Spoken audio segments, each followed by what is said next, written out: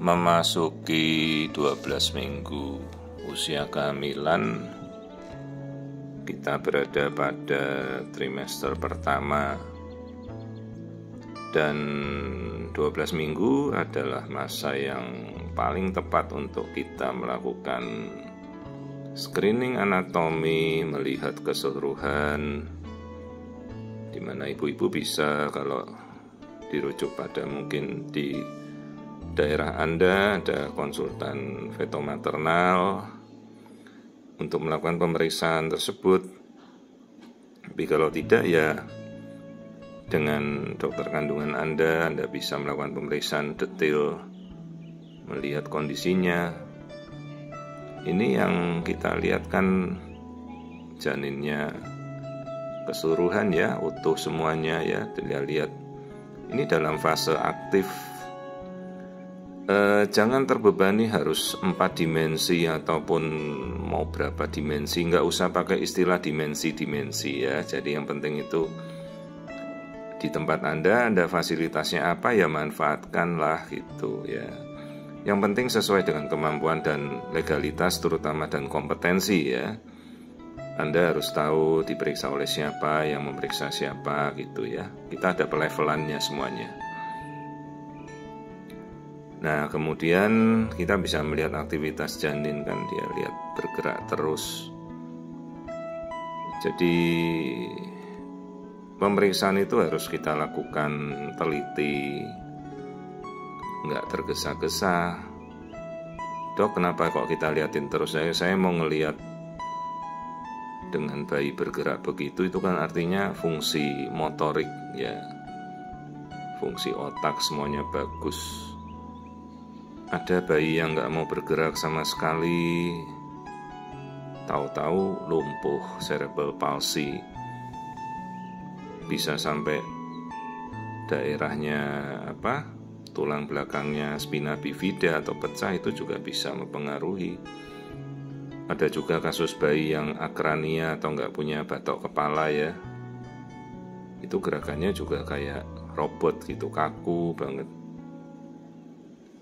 Jadi pada saat pemeriksaan ya, saya juga menikmati melihat anatomi bayi ya, pelan-pelan dilihat, nggak terburu-buru mau ngelihat apa gitu. Coba kita lihat tuh kan ada telinganya, sambil ibunya juga bisa melihat. Dan biasanya ibu-ibu datang kan, mereka, dok izin ambil gambar. Oh ya silahkan, ibu-ibu mau bikinkan konten bayinya ya, zaman sekarang mau memfilmkan bayinya ya boleh. Tapi kalau pesan saya, ibu-ibu mau menjelaskan pada ibu-ibu yang lain ya dengan edukasi lah ya. Jadi oh ini dokter Wiku melihatkan anatominya bayi, itu tangannya dia bergerak, artinya fungsi motoriknya bagus anak saya gitu kan. Ya bukan liatin, aduh bayinya lucu ya, lompat-lompat, mirip bapaknya, mirip ibunya ya. Kita pakai konten itu yang mengedukasi, jadi akan sangat baik gitu. Nah seperti ini, oh ini dokternya sedang menjelaskan otaknya. Nah struktur kepala, tempurung kepala ya harus simetris, otak kiri dan otak kanan nih. Kita lihat seperti kita melihat CT scan ya, padahal kita kan pakainya USG, ini gelombang suara. Dan kalau Anda ada yang ngomong bahwa USG meradiasi, ayolah kembali pada pelajaran fisika. Ini suara tidak meradiasi. Ya, radiasi itu kan kayak CT scan itu radiasi, ronsen itu radiasi ya. Kena bom nuklir lah, bom nuklir itu radiasi. Matahari itu radiasi ya. Ini suara, gelombang suara, namanya juga ultrasound, suara dengan frekuensi yang sangat tinggi di atas 10 MHz. Gelombang suara ya seperti saya berbicara dengan Anda, saya tidak meradiasi Anda ya. Gelombang suara tidak mempunyai radiasi. Dok, apakah gelombang suara bisa membahayakan? Ya bisa. Frekuensinya dinaikkan, batu ginjal kan pakai gelombang suara itu ya. Yang penting penteraannya dan pemakaiannya sesuai. Tuh dedeknya muter lagi. Nah lihat ini sepanjang punggungnya itu yang kita mau lihat kalau kita ngukur nuchal thickness atau ketebalan tengkuk. Nih dedeknya muter-muter lagi tuh. Kita lihat nih lambungnya terisi, artinya dedek sudah bisa menelan. Artinya apa dok? Nah itu ketuban itu kan minumnya, kayak dia berenang kan minum. Kalau minum pipis gak? Ya pipis. Pipisnya kemana? Ya pipisnya jadi air ketuban diminum lagi. Itulah daur ulang prosesnya.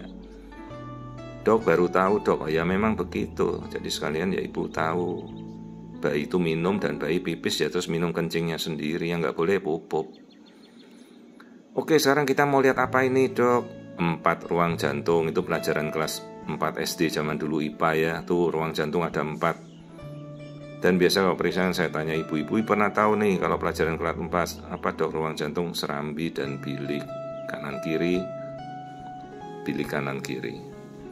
Dok itu kelamin kelihatan enggak? Aduh sulit kalau minggu segini, apalagi USG dari abdomen, ini USG dari perut ya.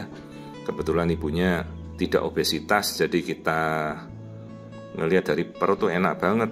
Dan bayinya nih kooperatif, mau diajak kerja sama ngasih pemeriksaan gitu ya. Jadi nggak nutupi, nggak munggungin, enak dia duduk nyantai begitu ya.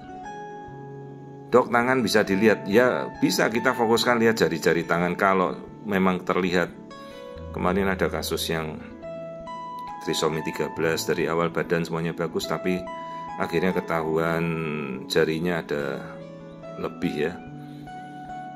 Jadi kita harus ekstra hati-hati.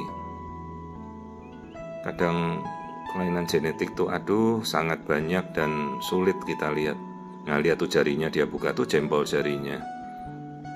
Nah kalau seperti ini kan kita udah pastikan ini motoriknya bagus sekali. Ya hati-hati semua, banyak infeksi virus ya. Kita harus hati-hati periksa TORS, hati-hati juga dengan COVID. Itu semua ibu-ibu harus waspada. Ada lagi virus yang baru katanya masuk, virus apa itu? Hantavirus lah. Waspada, tetap kita harus waspada selama kehamilan. Banyak virus yang kita tidak tahu efeknya ke bayi ya, kadang bisa merusak otak. Nah tuh lihat jari-jarinya dan kakinya semuanya pertumbuhannya bagus. Ya ini sudah berapa menit nih, hampir 8 menit saya melakukan pemeriksaan. Dan setiap pemeriksaan itu kita enjoy ya, nikmati sambil dedeknya ngasih.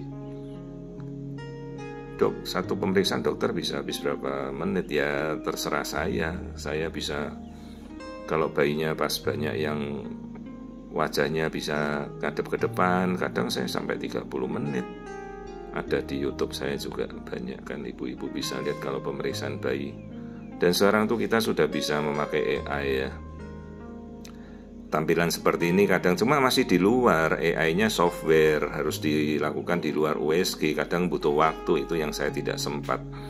Kalau ibu-ibu mau lihat yang sudah di AI kan ya, yang sudah sampai benar-benar hyperrealistik ada di beberapa pemeriksaan. Tapi itu bukan untuk mainan, itu membantu, jadi bukan malah jadi promosi yang tidak jelas ya. AI itu membantu, bisa sampai resolusinya sampai 8K ya, 4K saja sudah tajam seperti ini, apalagi 8K.